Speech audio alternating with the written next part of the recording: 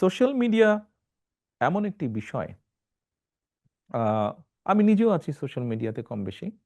বহু মানুষ আছেন, লক্ষ কোটি মানুষ আছে সোশ্যাল মিডিয়াতে।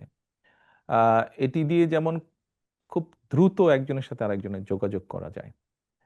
আ আমরা মাঝে, মাঝে বলি যে দেখেন অনেক সময় অনেক আলোচনায় আসে, সেমিনার বক্তৃতায় আসে যে ডিনামাইটটা যখন আবিষ্কৃত হয়, ডিনামাইটটা আবিষ্কৃত হয়েছিল আপনার পাহাড় ভেঙে কিভাবে মানুষের চলাচলের জন্য রাস্তাঘাট তৈরি করা যায়, হয়তো কিভাবে চাষের জমি করা যায়।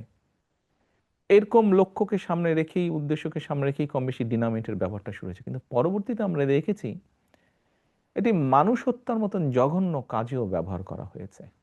সোশ্যাল মিডিয়ার ক্ষেত্রে আমি বলতে চাই যে অবশ্যই প্রত্যেকটি মানুষের অধিকার আছে। যেহেতু আমরা গণতন্ত্রে বিশ্বাস করি, মানুষের বাক ব্যক্তি স্বাধীনতায় আমরা বিশ্বাস করি। প্রত্যেকটি মানুষের অধিকার আছে তার মতামত প্রকাশ করার।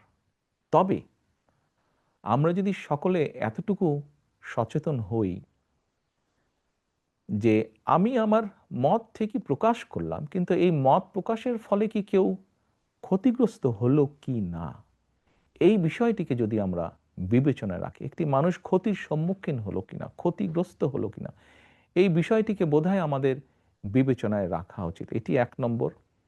দ্বিতীয়ত হচ্ছে সোশ্যাল মিডিয়ার বহুল ব্যবহারের ফলে ডিসইনফরমেশন বা মিসইনফরমেশন এই বিষয়টিও চলে এসছে সামনে, কথাটিও চলে এসছে।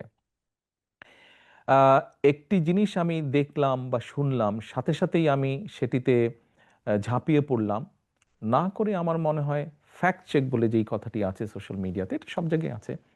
এই ব্যাপারেও যদি আমরা একটু অ্যালার্ট থাকি সবাই, এই ব্যাপারেও যদি একটু সচেতন থাকি যে ঠিক আছে এটি একটু যাচাই বাছাই করে নেই।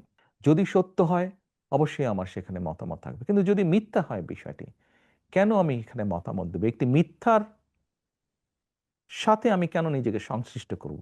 একটি খারাপ কিছুর সাথে কেন আমি নিজেকে সংশ্লিষ্ট করব?